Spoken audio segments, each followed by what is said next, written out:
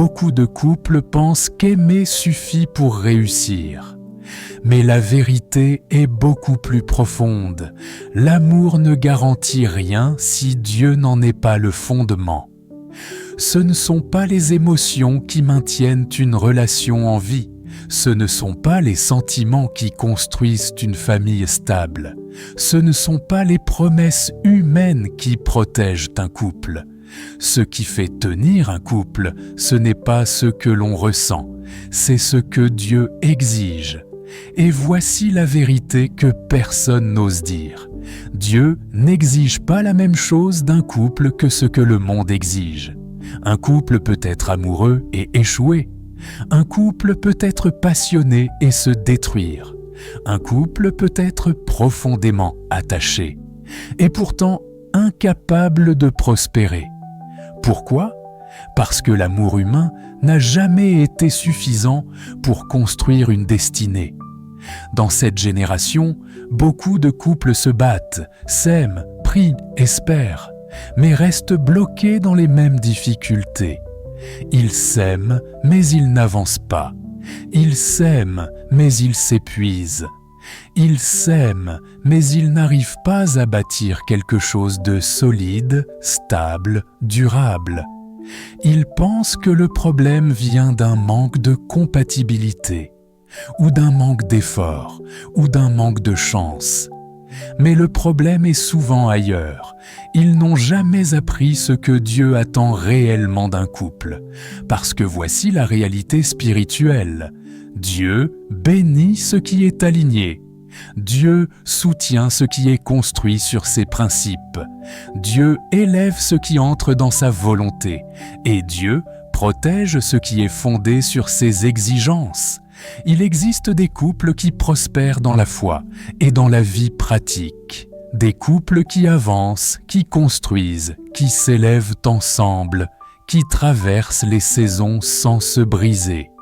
Pas parce qu'ils ont eu de la chance, pas parce qu'ils ont rencontré une personne parfaite, mais parce qu'ils ont compris ce que Dieu attend réellement d'eux. Ils ont compris que Dieu ne demande pas seulement l'amour, il demande la vision, il demande la construction, il demande la maturité, il demande la discipline, il demande la protection spirituelle, il demande l'unité, il demande la gestion, il demande la prière commune, il demande l'engagement personnel avant l'engagement mutuel. Et c'est exactement ce que nous allons découvrir ensemble. Les exigences spirituelles, émotionnelles et pratiques que Dieu attend d'un couple qui veut réussir, dans l'invisible et dans le visible. Parce que tu peux prier pour l'amour, tu peux chercher la bonne personne, tu peux t'engager sincèrement. Mais si tu ignores ce que Dieu demande d'un couple, tu risques de bâtir avec ton cœur, ce qui se détruit avec le temps. Aujourd'hui, tu ne vas pas seulement apprendre comment aimer, tu vas apprendre comment bâtir. Aujourd'hui, tu ne vas pas seulement comprendre ce que Dieu donne, tu vas comprendre ce que Dieu exige. Alors, avant d'aller plus loin, prends une seconde pour t'abonner à cette chaîne, parce que nous allons entrer dans une vérité qui peut littéralement transformer ta vie sentimentale, ton futur mariage et ta destinée. Et reste jusqu'à la fin. Une prière de réalignement et de bénédiction t'attend. Maintenant, découvrons ce que Dieu attend vraiment d'un couple qui veut réussir spirituellement et matériellement. Avant que Dieu ne parle d'un couple, il parle d'un individu. Avant que Dieu ne crée une union, il construit une identité.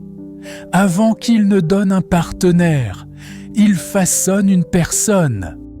C'est l'un des principes les plus ignorés dans la vie sentimentale. Dieu ne prépare pas d'abord un couple, il prépare d'abord un cœur. Parce qu'un couple n'est jamais plus fort que la maturité individuelle de ceux qui le composent. On ne peut pas bâtir une relation stable avec une personne instable. On ne peut pas bâtir une vision avec quelqu'un qui n'a pas de direction. On ne peut pas bâtir un avenir avec une âme vide. C'est pour cela que Dieu exige 3 choses fondamentales, avant même que la relation n'existe: l'identité, la vision et le caractère. La plupart des conflits sentimentaux ne commencent pas dans le couple, ils commencent dans l'individu. Quand tu ne sais pas qui tu es, tu vas chercher ton identité dans la relation. Tu vas attendre que l'autre te dise « tu es important ». Tu es quelqu'un, tu vaux quelque chose. Mais une relation ne peut pas définir ce que Dieu n'a pas encore établi en toi. L'identité, c'est ce qui te permet d'aimer sans te perdre. C'est ce qui te permet de rester stable quand l'autre traverse une saison difficile. C'est ce qui te permet de ne pas devenir émotionnellement dépendant. C'est ce qui te permet de ne pas accepter n'importe qui, n'importe quoi, n'importe comment. Quand tu sais qui tu es en Christ, tu n'acceptes plus les relations qui ne te respectent pas. Tu n'acceptes plus l'instabilité, la manipulation, la confusion. Tu ne te mets plus en compétition avec d'autres. Tu ne quémandes plus l'amour. Tu ne quémandes plus la validation. Tu choisis. Tu évalues, tu discernes, tu avances. L'identité est la première protection d'un cœur. Et Dieu ne peut pas bâtir un couple solide avec une personne qui ne connaît pas encore sa valeur. La vision personnelle est l'un des aspects les plus sous-estimés dans une relation. Beaucoup veulent une vision de couple, alors qu'ils n'ont même pas une vision personnelle. Ils veulent avancer ensemble, mais ne savent pas dans quelle direction marcher. Ils veulent une union, mais n'ont jamais demandé à Dieu la raison de leur propre existence. Tu ne peux pas bâtir une vision commune si tu n'as pas de vision individuelle. Tu ne peux pas savoir si quelqu'un est la bonne personne si tu ne sais pas toi-même vers où Dieu te dirige. Quand une personne n'a pas de vision, elle devient instable. Elle peut t'aimer aujourd'hui et te quitter demain. Elle peut vouloir s'engager aujourd'hui et hésiter demain. Elle peut marcher avec toi, puis arrêter d'avancer, parce qu'elle n'a pas clarifié son propre chemin. La vision personnelle est ce qui te permet de reconnaître une personne alignée. Parce que tu ne cherches plus un visage, tu cherches un partenaire pour ta mission. Tu ne cherches plus une émotion, tu cherches une direction. La vision donne du sens, la vision donne du mouvement, la vision donne une raison d'être à la relation. C'est pourquoi Dieu donne la vision avant de donner la personne. Le caractère n'est pas un détail. Le caractère, c'est le fondement de tout ce que Dieu construit. On peut prier ensemble, aimer ensemble, rêver ensemble. Mais si le caractère n'est pas transformé, tout s'effondrera. Un problème de caractère finit toujours par détruire une relation.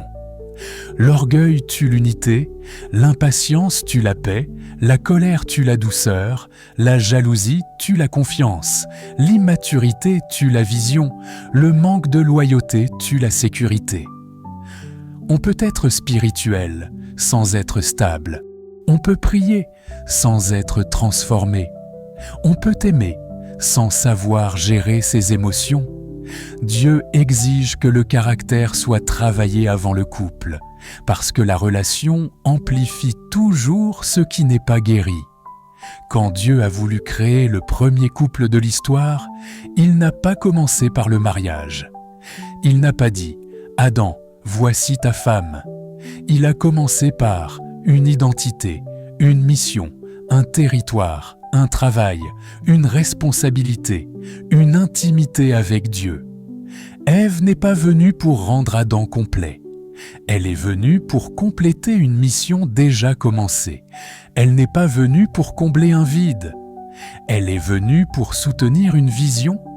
Dieu ne donne jamais Ève avant d'avoir façonné Adam. Et il ne donne jamais Adam avant d'avoir guéri Ève. C'est la preuve que Dieu ne construit jamais une relation sur un terrain vide. Il construit sur des fondations stables, un cœur guéri, une identité claire et une mission personnelle. Et maintenant que nous avons vu ce que Dieu demande à chaque individu, dévoilons ce que Dieu exige du couple lui-même pour réussir, spirituellement et matériellement. Quand Dieu regarde un couple, il ne regarde pas d'abord l'amour, la beauté, la compatibilité ou les projets. Il regarde la dimension spirituelle, car c'est elle qui détermine si une relation tiendra ou s'effondrera. Aux yeux de Dieu, un couple n'est pas seulement deux personnes qui s'aiment.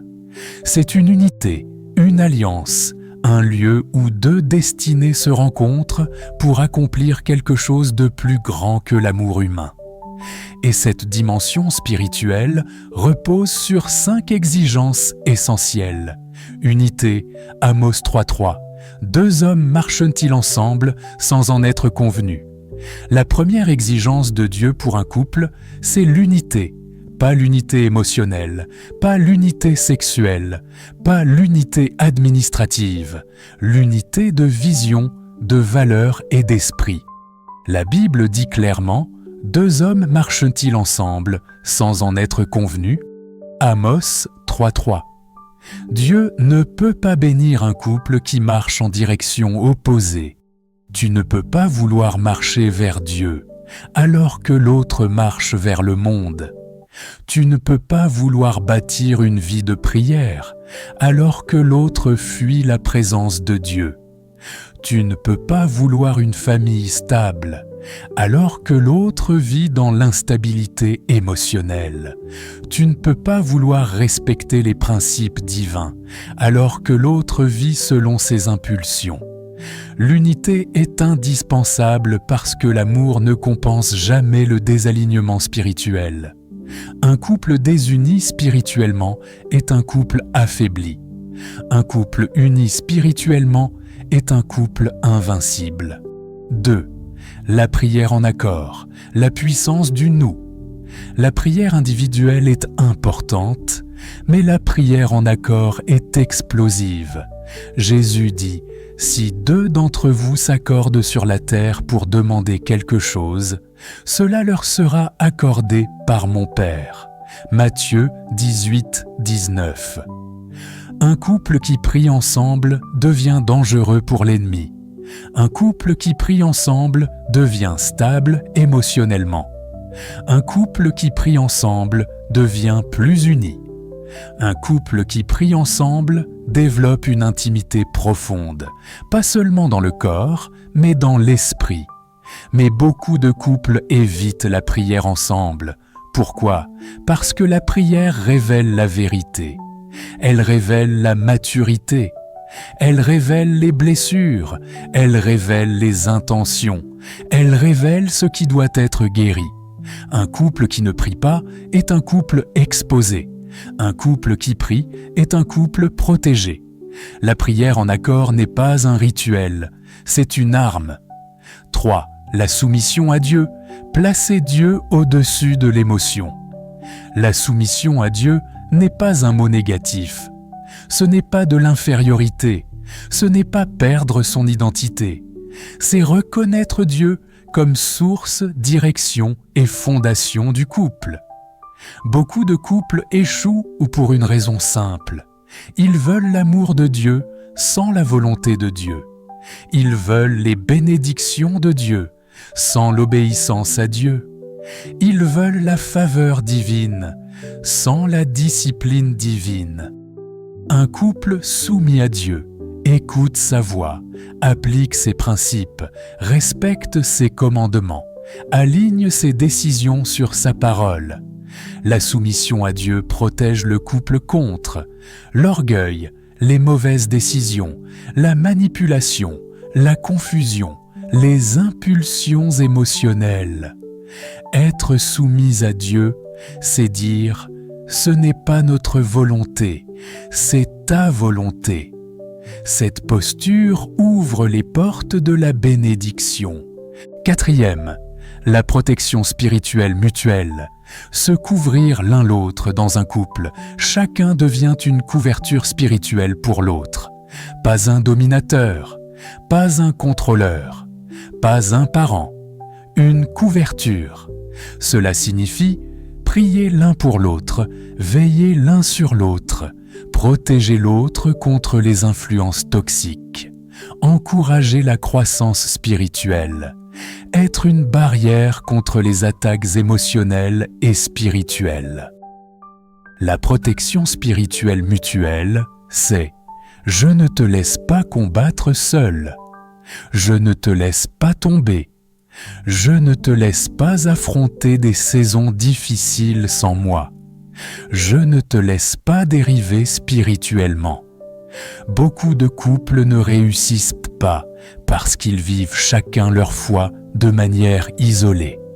Mais quand deux personnes se couvrent spirituellement, cela crée une stabilité intérieure, une paix dans la maison, une force émotionnelle, une sensibilité à la voix de Dieu, une unité face aux attaques. Un couple sans protection mutuelle est vulnérable. Un couple qui se couvre est fort. 5. Le pardon et la guérison continuent. La maintenance de l'amour. Aucun couple ne reste stable par la perfection. Les couples restent stables par le pardon et la guérison continue. L'ennemi détruit les couples par les offenses non guéries, les blessures du passé, les rancœurs silencieuses, les non-dits, la fierté, les frustrations accumulées. Il suffit d'un seul événement non guéri pour créer distance, froideur, incompréhension, division, silence émotionnel. Le pardon n'est pas un acte ponctuel, c'est une hygiène spirituelle. Comme on nettoie une maison régulièrement, on nettoie un couple par le pardon. La guérison continue signifie reconnaître les blessures, en parler avec maturité, prier ensemble, demander la sagesse, chercher à restaurer plutôt qu'à gagner. L'amour ne fonctionne que dans un terrain guéri. La rancœur détruit ce que les prières construisent. Mais voici la vérité. La spiritualité seule ne suffit pas. Il existe des couples très spirituels, mais matériellement instables, émotionnellement épuisés ou financièrement fragiles. Pourquoi ? Parce que Dieu exige l'équilibre. Après avoir vu ce que Dieu demande spirituellement, nous allons maintenant découvrir ce que Dieu exige matériellement d'un couple pour prospérer dans la vie réelle. Passons à la partie 3. Beaucoup pensent que lorsqu'un couple met Dieu au centre, tout va automatiquement fonctionner. Mais ce n'est pas ainsi que la Bible fonctionne. Dieu bénit la foi, mais il bénit aussi la gestion. Dieu donne la grâce, mais il demande la responsabilité. Dieu ouvre les portes, mais il exige la discipline. Un couple peut être spirituellement fort, mais matériellement instable. Et cette instabilité crée des tensions, du stress, des conflits, qui finissent par étouffer même les relations les plus sincères. C'est pourquoi Dieu exige que chaque couple travaille dans l'invisible œuté dans le visible, dans la foi œuté dans la gestion, dans la prière œuté dans la discipline. Voici ce que Dieu demande sur le plan matériel. 1. La responsabilité, la base de la maturité. Un couple ne peut pas fonctionner si les deux attendent tout de l'autre. Dieu demande la responsabilité individuelle avant la responsabilité commune. La responsabilité, c'est tenir ses engagements, assumer ses choix, prendre soin de sa propre vie, être fiable, stable, constant, être honnête et transparent, ne pas fuir ses erreurs, être un adulte émotionnel et non un enfant blessé. Beaucoup de couples échouent non pas par manque d'amour, mais par manque de responsabilité. On aime, mais on n'assume pas. On promet, mais on ne tient pas. On veut s'engager, mais on n'est pas prêt à porter le poids de l'engagement. Dieu ne peut pas bénir un couple si l'un des deux vit dans la fuite, l'irresponsabilité ou l'incohérence. La responsabilité, c'est dire « je suis prêt à porter ce que je demande ». 2. Gestion, discipline et ordre, les fondations de la stabilité. Un couple chaotique matériellement ne connaîtra jamais la paix émotionnelle. Dès le livre de la Genèse, Dieu montre son modèle, l'ordre avant la bénédiction. La gestion, c'est gérer le temps, gérer les priorités, gérer les finances, gérer la maison, gérer les projets, gérer les émotions, gérer les responsabilités familiales. La discipline, c'est établir des routines, organiser le foyer, respecter les engagements, économiser régulièrement, éviter les dépenses impulsives. L'ordre, c'est ranger sa vie, structurer son quotidien, mettre chaque chose à sa place, organiser l'environnement du couple. Dieu ne bénit pas le désordre, l'Esprit de Dieu ne repose pas dans le chaos.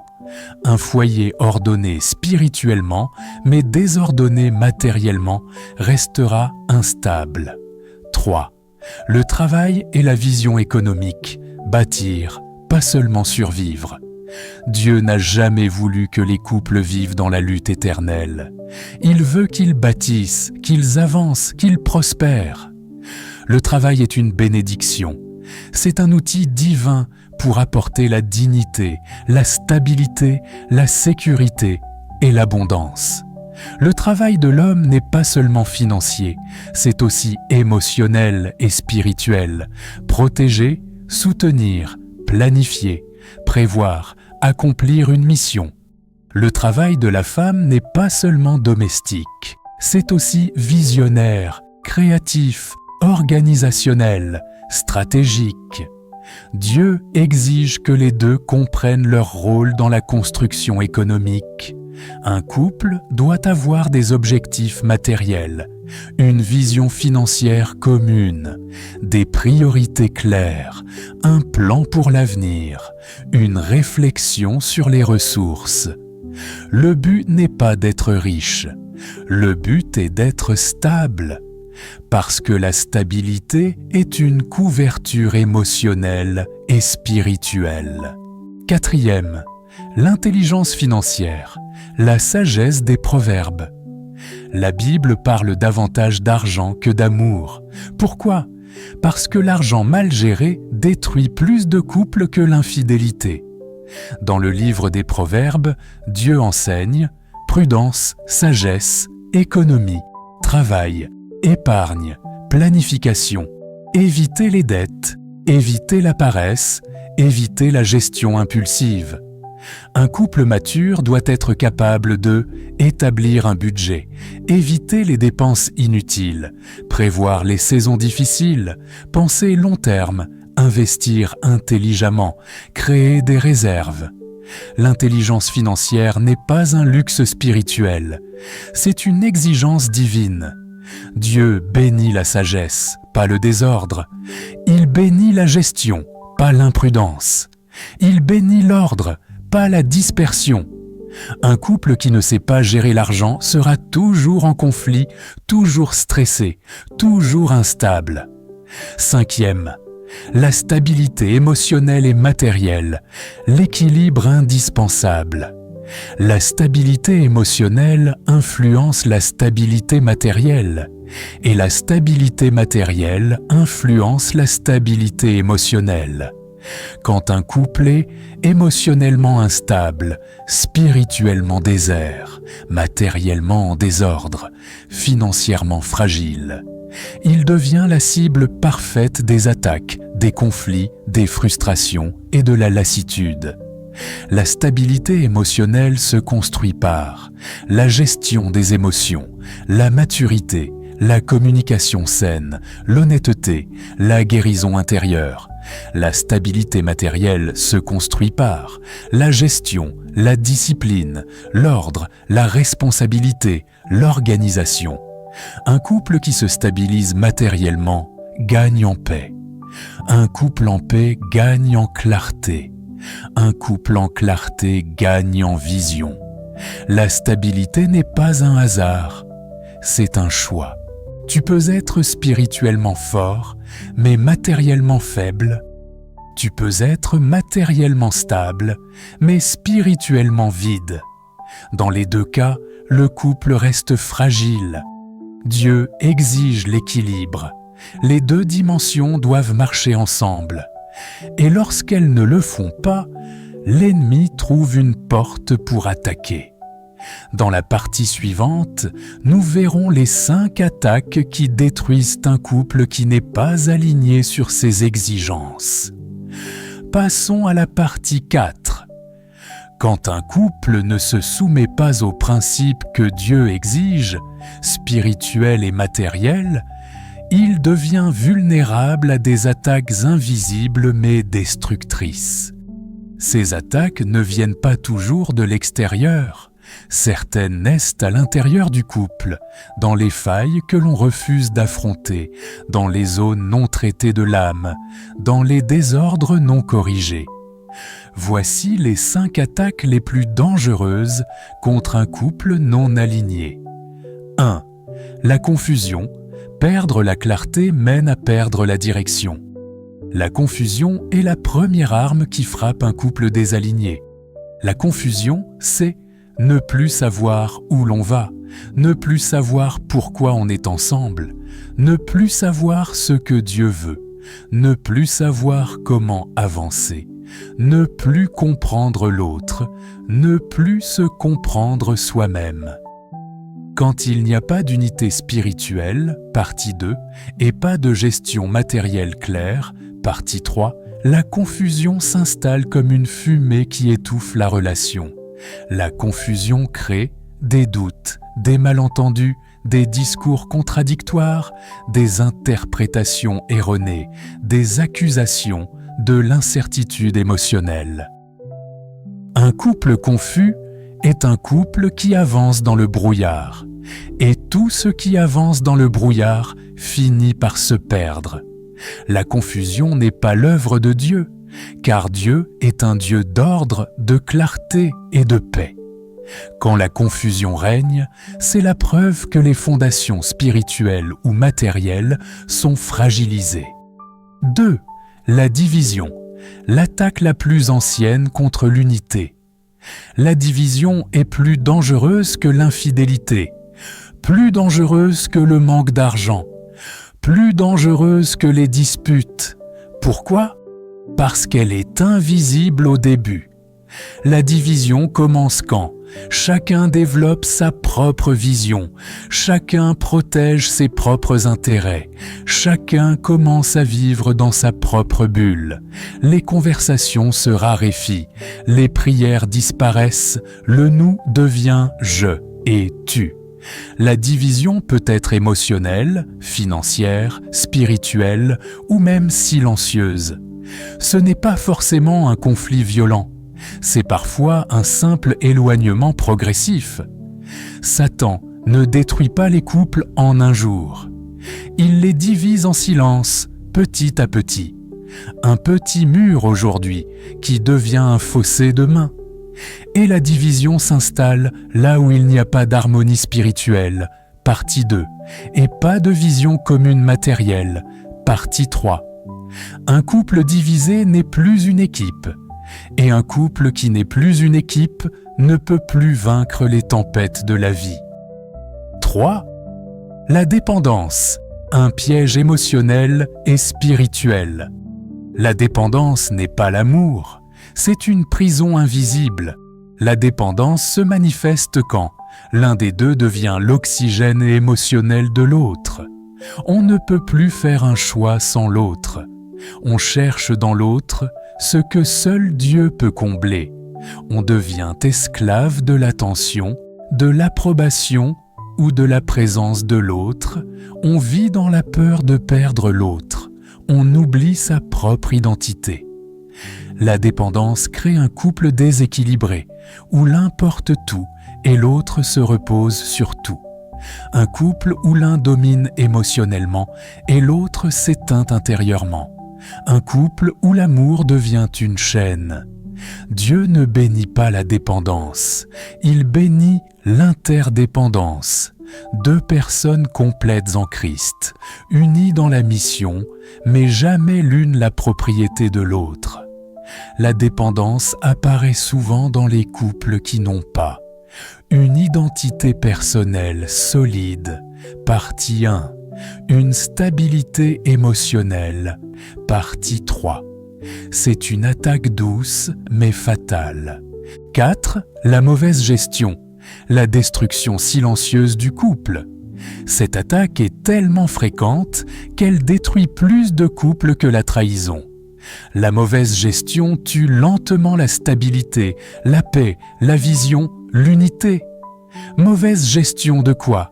Des finances, du temps, des responsabilités, des priorités, des émotions, de la maison, de la communication. Dieu peut bénir un couple, mais sans gestion, la bénédiction se perd. Une bénédiction mal gérée devient un fardeau. Un salaire mal géré devient un stress. Un emploi du temps mal géré devient un conflit. Un foyer mal géré devient une zone de guerre. Un cœur mal géré devient une bombe. La mauvaise gestion tue la paix. Et un couple sans paix ne peut pas prospérer spirituellement. Cette attaque s'installe quand un couple ignore les exigences matérielles de Dieu. Partie 3. 5. L'appauvrissement émotionnel et spirituel. La lente extinction. Le dernier type d'attaque est le plus dangereux car il est lent, progressif, silencieux. L'appauvrissement émotionnel, c'est quand on ne se parle plus avec profondeur, on ne se soutient plus, on ne partage plus ses émotions, on ne rêve plus ensemble, on ne se comprend plus. L'appauvrissement spirituel, c'est quand on ne prie plus ensemble, on ne lit plus la parole, on ne cherche plus Dieu, on cultive la routine au lieu de la foi, on devient spirituellement tiède. L'appauvrissement détruit l'intimité, la connexion, la proximité affective. Un couple appauvri est un couple en danger, même sans dispute. Car l'ennemi n'a pas besoin de créer un conflit pour détruire un couple. Il lui suffit d'assécher le cœur. Cette attaque survient quand un couple oublie de nourrir l'esprit, néglige l'intimité émotionnelle, arrête de construire, arrête de se choisir chaque jour. Toutes ces attaques montrent une vérité essentielle. Dieu ne fait rien sans but. S'il demande la maturité, la vision, la gestion, la prière et la stabilité, c'est parce qu'il veut construire quelque chose de durable, solide, béni. Et maintenant que nous avons vu les attaques qui détruisent les couples, il est temps de découvrir les fruits merveilleux d'un couple qui marche selon Dieu. Passons à la partie 5. Quand un couple décide de marcher selon Dieu, avec maturité, vision, responsabilité et unité, il entre dans une dimension que le monde ne peut ni imiter ni comprendre. Ce n'est plus seulement deux personnes qui s'aiment, ce n'est plus seulement deux personnes qui essaient de vivre ensemble. C'est une alliance protégée, inspirée et alimentée par Dieu lui-même. Et cette alliance porte des fruits visibles et invisibles, des fruits rares, des fruits durables, des fruits qui deviennent le témoignage vivant de ce que Dieu peut faire quand deux personnes choisissent de s'aligner sur sa volonté. Voici les 5 fruits majeurs d'un couple aligné sur Dieu. 1. La paix, la première preuve de la présence de Dieu. La paix n'est pas l'absence de conflit, c'est la présence de Dieu au milieu du couple. Dans un couple aligné sur Dieu, la paix devient le climat naturel. Pas une paix artificielle, pas une paix fragile, pas une paix qui dépend de l'humeur ou des circonstances. Une paix profonde, stable, spirituelle. La paix se manifeste quand le couple se parle avec respect, les tensions sont réglées rapidement, les décisions sont prises dans la prière. Chacun se sent en sécurité dans la relation. Il n'y a pas de manipulation, de double jeu ou de confusion. Les deux savent qu'ils marchent dans la bonne direction. La paix est la signature de Dieu. Là où il y a la guerre, c'est l'ennemi. Là où il y a la confusion, c'est la chair. Mais là où il y a la paix, c'est Dieu. Et un couple qui porte ce fruit devient une maison où l'on respire, où l'on se repose, où l'on guérit. 2. La stabilité, le fondement de toutes les bénédictions. La stabilité est le second fruit d'un couple aligné. Un couple stable n'est pas un couple sans tempête, mais un couple capable de rester debout pendant la tempête. La stabilité se manifeste par une constance émotionnelle, une gestion équilibrée des finances, une vision claire pour l'avenir, une maturité dans les décisions, une fidélité dans les engagements, une stabilité spirituelle commune. La stabilité est un bouclier. Dans un couple aligné sur Dieu, les crises ne détruisent pas, elles construisent. Les épreuves ne divisent pas, elles unissent. Les saisons difficiles ne font pas fuir, elles renforcent. La stabilité rend le couple prévisible, fiable, solide. Elle permet d'avancer en confiance, parce que Dieu ne peut pas bâtir sur l'instabilité, mais il peut construire des miracles sur la stabilité. 3. La productivité. Un couple aligné est un couple qui construit. Un couple aligné sur Dieu ne tourne pas en rond. Il avance, il construit, il produit, il porte du fruit. La productivité est un signe que Dieu est au centre. Productivité spirituelle, prier ensemble, étudier la parole, servir ensemble, grandir ensemble. Productivité matérielle, projets accomplis, objectifs atteints, décisions efficaces, organisation solide, finances équilibrées. Productivité émotionnelle, soutien mutuel, communication saine, maturité dans les réactions. Dieu n'a jamais créé les couples pour stagner. Il les a créés pour dominer, gérer, avancer et porter du fruit dans chaque domaine. Dans un couple aligné, on ne se contente pas de survivre. On construit une vie. 4. L'harmonie. Quand deux âmes marchent dans la même direction. L'harmonie, ce n'est pas être identique, c'est être complémentaire. Dans un couple aligné sur Dieu, il y a une harmonie naturelle. Harmonie des valeurs, harmonie de la vision, harmonie dans les décisions, harmonie dans la gestion du quotidien, harmonie dans la communication, harmonie dans les priorités. Cette harmonie fait que même les désaccords ne deviennent pas des conflits. Ils deviennent des conversations, des ponts, des solutions. Un couple aligné ne se bat pas pour avoir raison. Il se bat pour rester en mission. L'harmonie crée une douce mélodie dans le couple. Une harmonie où chacun trouve sa place, son espace, sa valeur, sans écraser l'autre. C'est l'harmonie qui transforme deux personnes différentes en une véritable équipe. 5. La réussite intérieure et extérieure, le témoignage d'un couple conduit par Dieu. La réussite intérieure, c'est la maturité, la capacité à aimer, la guérison intérieure, la paix du cœur, la sécurité émotionnelle, la croissance spirituelle, la joie dans le couple. La réussite extérieure, c'est la stabilité financière, la bénédiction matérielle, la réussite professionnelle, l'avancement des projets, le respect dans la société, l'épanouissement familial. Beaucoup cherchent la réussite extérieure sans comprendre qu'elle ne peut pas durer sans la réussite intérieure. Quand un couple est aligné sur Dieu, il réussit à l'intérieur, paix, unité, maturité. Il réussit à l'extérieur, sécurité, abondance, accomplissement. Dieu n'est pas contre la réussite matérielle. Il est contre la réussite sans fondation spirituelle. Mais lorsqu'un couple honore ses exigences, Dieu ouvre des portes que personne ne peut fermer.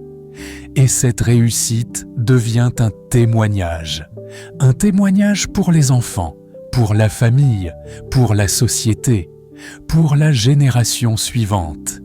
Après avoir vu les fruits magnifiques d'un couple aligné, il est temps de conclure, parce que ce message n'est pas seulement une théorie, c'est un appel à construire, à se réaligner, à réparer, à grandir, à se repositionner. Et maintenant, nous allons entrer dans la conclusion, suivie d'une prière finale pour les couples, pour les célibataires et pour ceux qui veulent bâtir selon Dieu. Arrivé à ce stade, tu as compris une vérité essentielle. Un couple ne réussit pas par hasard.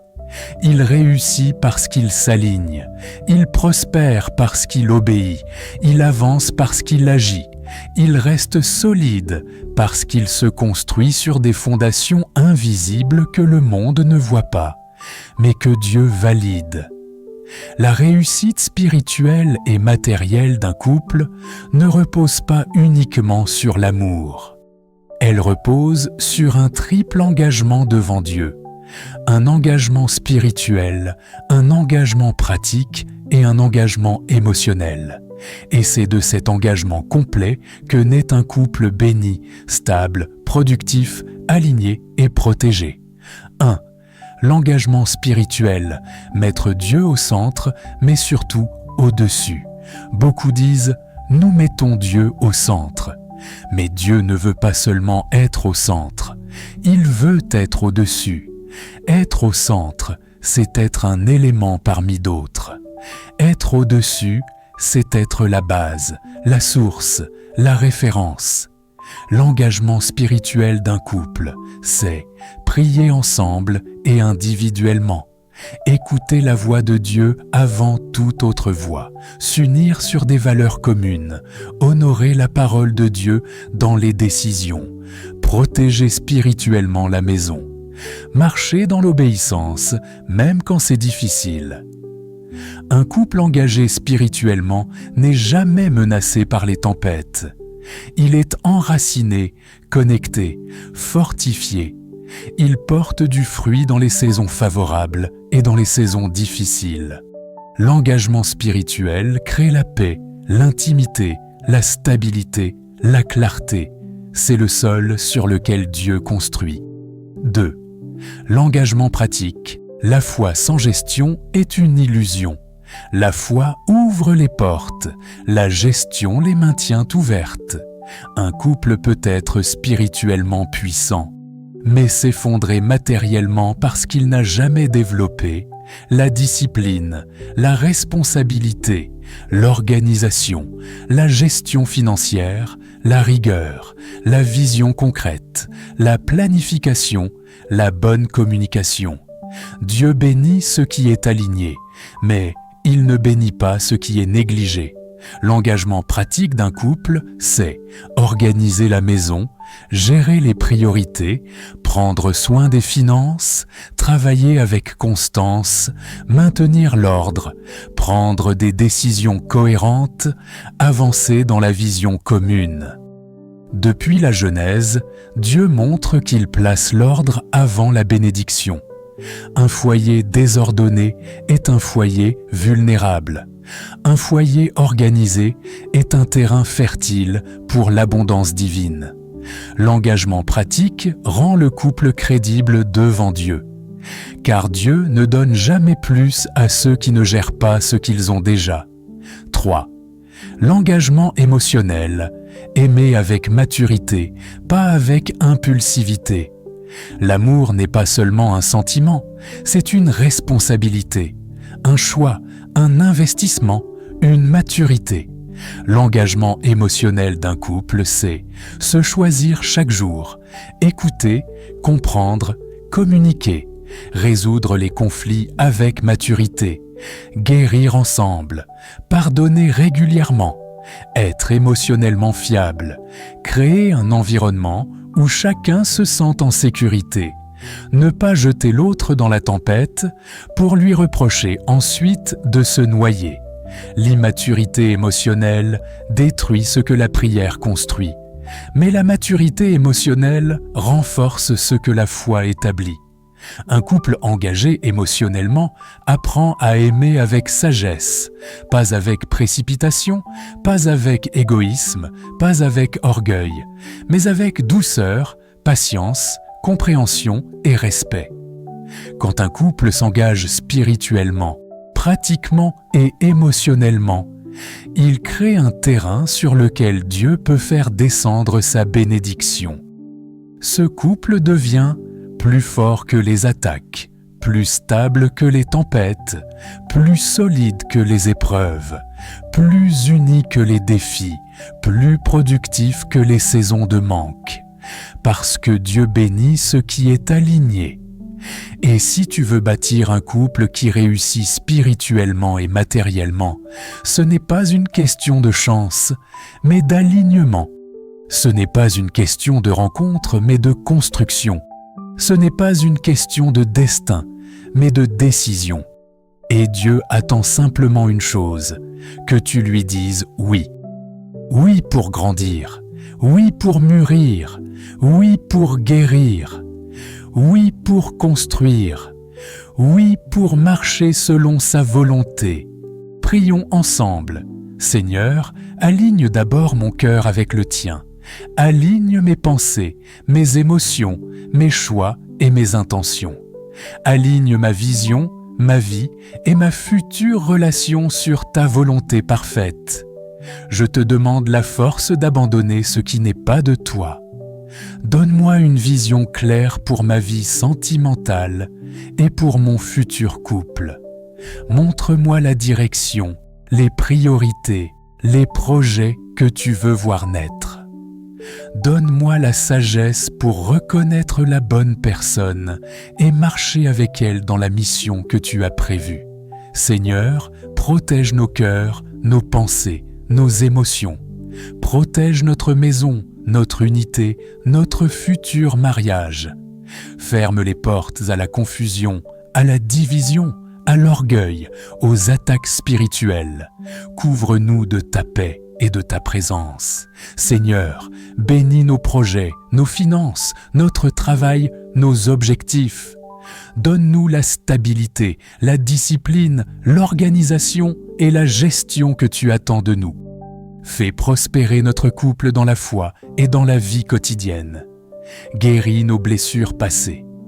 Guéris nos insécurités, nos peurs, nos déceptions. Restaure nos cœurs, nos émotions, nos mémoires. Et fais de nous un couple guéri, fort, stable et uni pour ta gloire. Seigneur, bénis notre avenir, bénis notre union, bénis notre destinée. Au nom puissant de Jésus-Christ. Amen. Si ce message t'a parlé, si Dieu t'a éclairé, si tu as reçu une direction, une correction ou une confirmation, ne laisse pas cette parole se perdre. Une relation se construit par la constance, mais aussi par la communauté. Alors, avant de quitter cette vidéo, je t'invite à poser un acte d'engagement. D'abord, abonne-toi à cette chaîne. Ici, nous construisons ensemble une génération de femmes et d'hommes qui veulent réussir selon Dieu, pas selon le monde.